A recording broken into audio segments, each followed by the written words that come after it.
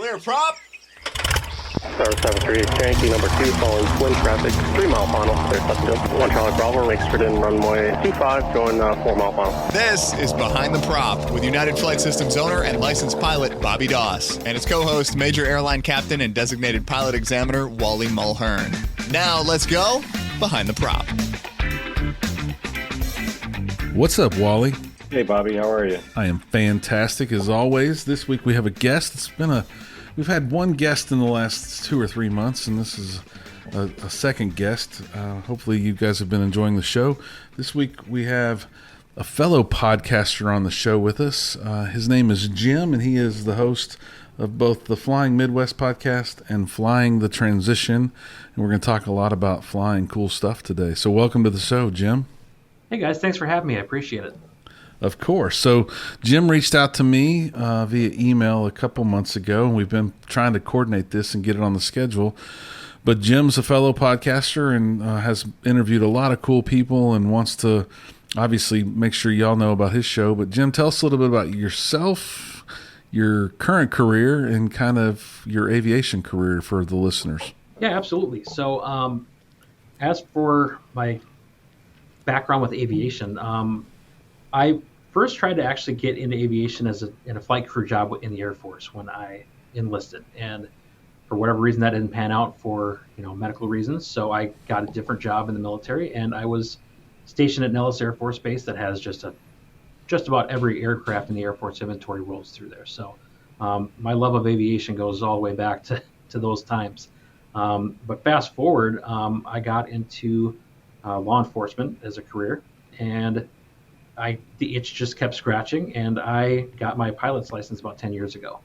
So with that, I've worked through my instrument rating, commercial rating, and I'm working on my CFI rating right now. Fantastic. Sounds like we're both working on our CFI rating. Hopefully we both finish it. I think you have some aircraft ownership in your history as well. I do. So I've been part owner of a Beechcraft Sundowner for about 3 years now, and we about a year and a half ago took on buying a hangar too, which is a project in and of itself. We took it's basically just a tin shed, and we've remodeled the living daylights out of that thing to a pretty nice little man cave. We call it the beach house because we parked a couple Beechcrafts in there. So there you go. So we love having you on the show, and you have 2 shows. We only have 1 show. We can barely keep up with our real jobs. Wally being a professional aviator and me being a flight school owner, and recording 1 show every couple of weeks. It's got to be a tall task to protect the streets and record 2 shows. Give us a little bit of the day in the life of how y'all get your content together or your shows together. Maybe we can learn something from you. Yeah, so what I typically do is I take Mondays are my day to record in the evenings with the Flying Midwest podcast. So that's a group of 3 of us that record together.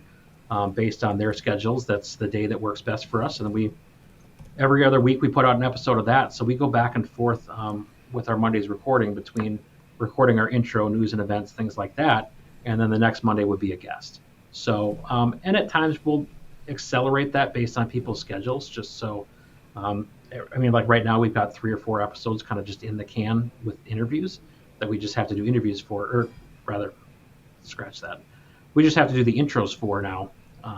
So that's how we're able to do that. But with Fly the Transition, I had this period of time with my daughter she's in competitive dance. So come, springtime into the summer, she's pretty busy between running her back and forth rehearsals and competitions and things like that. So I had this window of time in like November, December of 23, and I just started stockpiling interviews for Fly the Transition. So there's some nights I'm doing 2 interviews a night, and some weeks I'm interviewing somebody for 45 minutes to an hour every night once things start to settle down at home. So having that kind of stockpile of interviews, I can then, as time goes on, kind of pick and choose which ones fit to have a good flow of the episode. So it's not all just this guy went from a career to being an airline pilot, and this guy goes from a career, now he's an airline pilot. I try to mix it up a little bit between airlines, 135, and I think another thing that's important is those jobs in aviation that don't actually involve flying, but it gets you that exposure to a career in aviation still.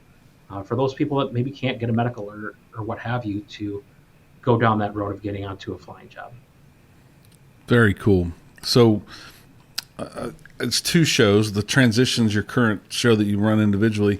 What can give us a little background on who should tune in and listen to Flying Midwest podcast? Yeah, so that podcast it was built as a regional Midwest podcast because we the three of us that came up with the concept, we thought that there's all these aviation podcasts out there, right? But none of them are really like Midwest specific, talking about the people in the Midwest, the programs that exist, and just the news and events. So we thought it'd be cool to share that. And at first it was more news, events, and then we would kind of talk and try to be educational. And then we kind of quickly transition that, no pun intended, to being more interview focused, just because we kept interacting with cool people that had really cool stories that we wanted to share, and it turned into more of an interview-based podcast. So you don't necessarily have to be from the Midwest to listen to that podcast. We've talked to all kinds of people that might be on the outskirts of the Midwest, so we've expanded the borders, so to speak, in our favor to get someone from Texas or Colorado or wherever onto the podcast. But we've also had people that are on the national scene that I think we still find that relevant to aviators in the Midwest. Take the late Richard McSpadden, for example, having him on the podcast, though he's not from the Midwest, he's not a Midwest aviator. The work he did with AOPA and the Air Safety Institute, that applies to all of us. So though it's Midwest and Midwest-based and stories and things like that, it really can be for anybody. Very cool. So transitioning to Flying the Transition, again, no pun intended.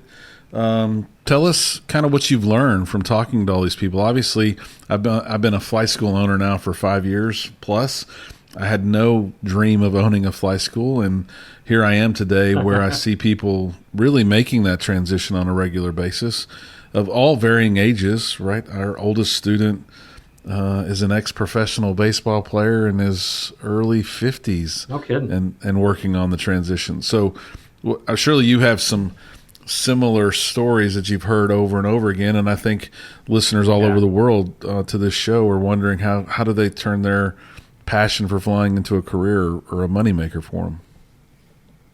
Yeah, the biggest takeaways, I actually just did a solo episode on this a couple of days ago, but the biggest takeaways that I've had so far is it comes down to one, kind of if being prepared when an opportunity presents itself. And it may not be this zero to hero program that you hear a lot of times that people do. Sometimes it's that slow burn to make that transition into that career where, maybe you're starting off as, a brand new pilot and you've got no experience.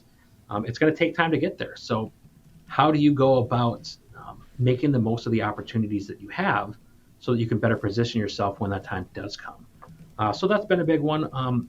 The biggest one I hear, though, because the last question I ask in every episode is, if you had any advice to give someone looking to make a transition, what would it be? And I got to tell you, about 9 times out of 10, it's don't wait, or something to that effect of, go get after it.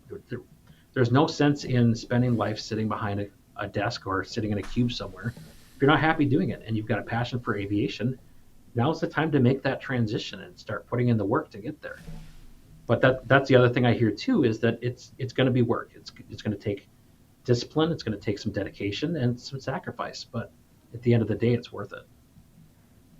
Yeah, I when I'm doing my check rides,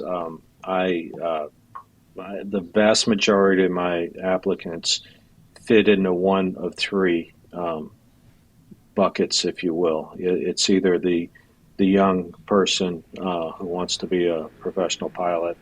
There's the 58-year-old who now has, it's usually time more than money. They have time to do this. They've always wanted to do that.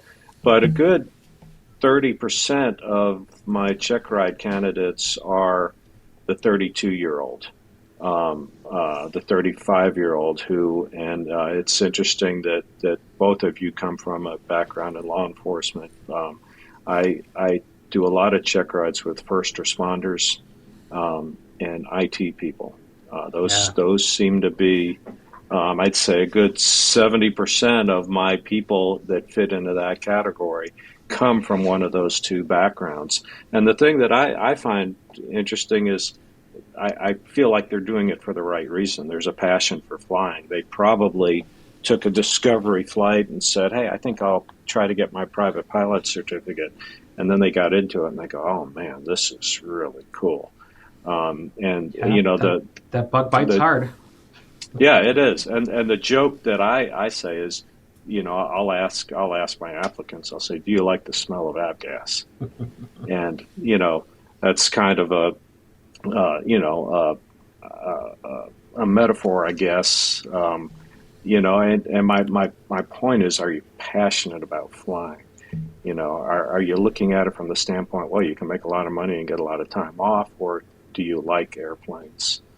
And, when I talk to a lot of young people about career choices, the first thing I say is you got to do something you're passionate about, whether it's regardless of what it is. Yeah. Absolutely. And then you'll never work a day in your life. And that's the way I feel. I don't feel like I've ever gone to work. Is it all a lot of money and days off, Wally? Is that really the truth? Well, it's the pay is good. For 37 years it is, but one of the things, I see a lot of people that work really hard, spend a small fortune to become pilots, and a lot of these people are transitioning jobs, and you see them go to the airlines, and you almost see the same pictures on Facebook. You see them go to training on first day. They kind of got their little name card on their desk. Then they finish training and they get their wings. Then they have their wings photo, or the standing next to the fuselage and the wing of the aircraft.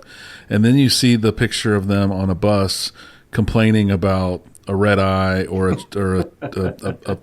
a commute flight, and they pout. And it's so frustrating because they did get to their dream, and it's very similar for all of them. And I tell everybody that leaves this flight school, don't make it out to be bad because you have to commute. You chose the commute, move if you don't want to commute. But there's going to be a couple of rough years maybe. But if you got 37 years, it is going to be different. But don't make it out to be like everything you did is for naught. I know you feel the same way, Wally. You've seen some of these posts. Oh, yeah.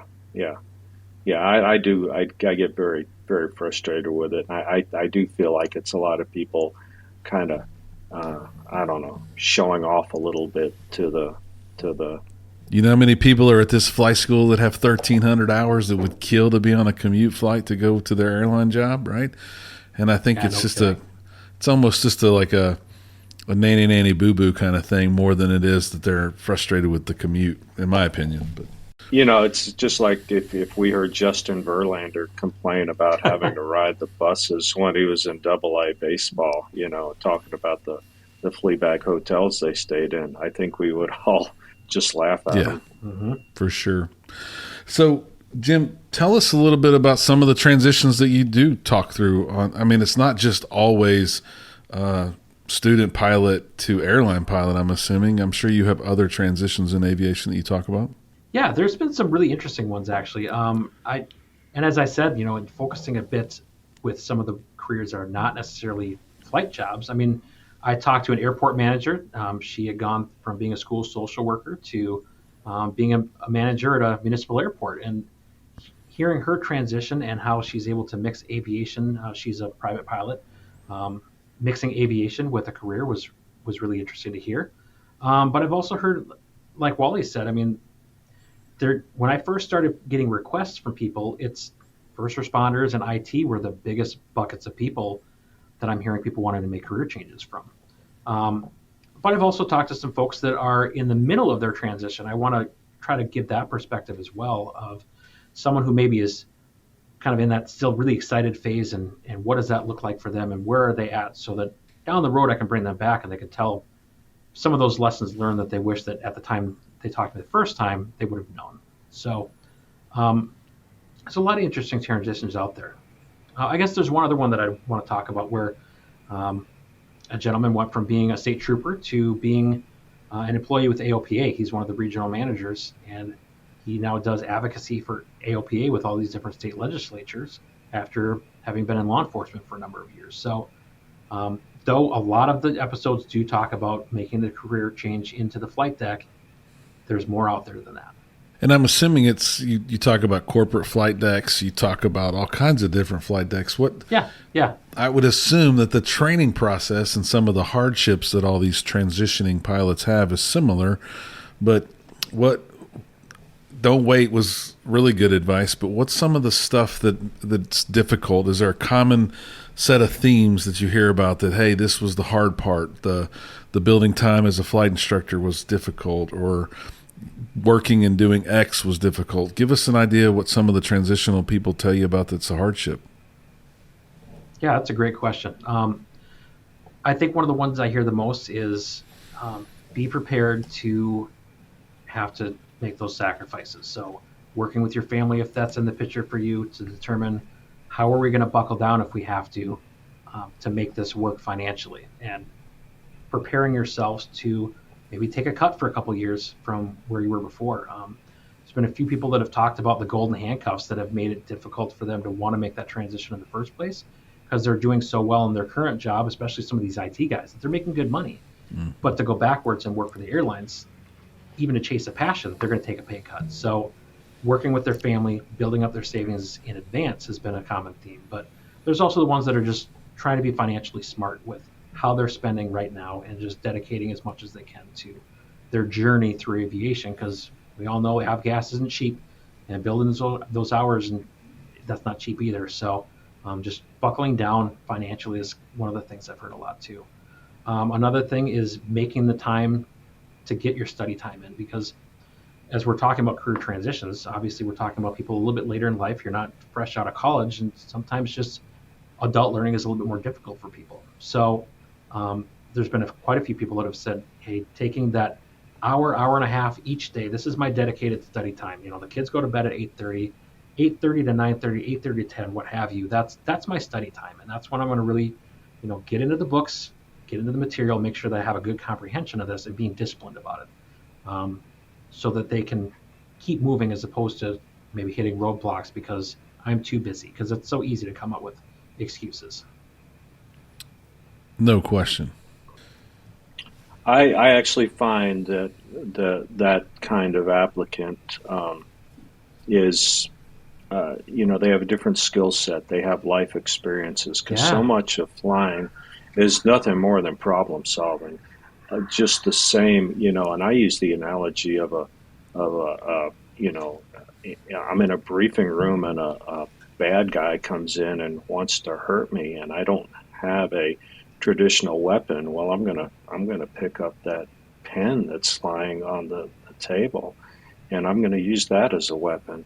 Sometimes in the airplane, we may not have a procedure for the situation that we're in, and we have to improvise a little bit. And so we do that in life. And the person that has maybe 10, 12 years in the workforce doing whatever, probably has those skills, but a lot of times they haven't ever been told that they need to apply those IT lessons to flying. Sure. Yeah, troubleshooting is a big part of it, no question. What is you mentioned Richard? What would be your top three guests that you've had the opportunity to interview, Jim? Between both podcasts, or? Sure. Okay. Well, Richard McSpadden would be number one for me, and the reason for that is just because of my connection with him. He was the commander of the Thunderbirds while I was at Nellis. I was doing some sort of detail as a young airman, and he must have seen something he liked, and he presented me a coin. So I've had that coin, to be able to take that coin out and talk to him about it. Like 20 years later, was really something special. And then we met up with him at Oshkosh, and he introduced us to some other people, and we got some interviews out of that as well. So he's just a really nice, genuine guy who really cares about aviation in general. And to have the experience to be able to not only interview him, but interact at Oshkosh too, was really special for me. So he's probably the top guest. After him, I'm not sure if you guys are familiar with Brian Turner from Just Plain Silly. We've had him on a couple times.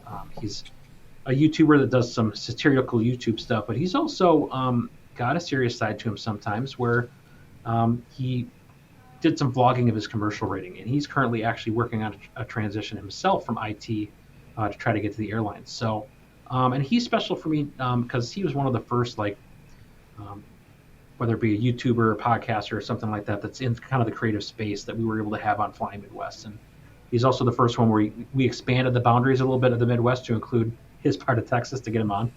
But why he's special for us is because of the connection that I've been able to build with him beyond that. So he has been so helpful for us in just connecting with other people and in, giving me some of the tips of being in this creative space. So I'd say that he's towards the top. And then I think the final one, I'd have to say Rob Ryder, because we brought him on, and not only do we talk to him about his experience with Sporties and doing all the those training videos that he's done.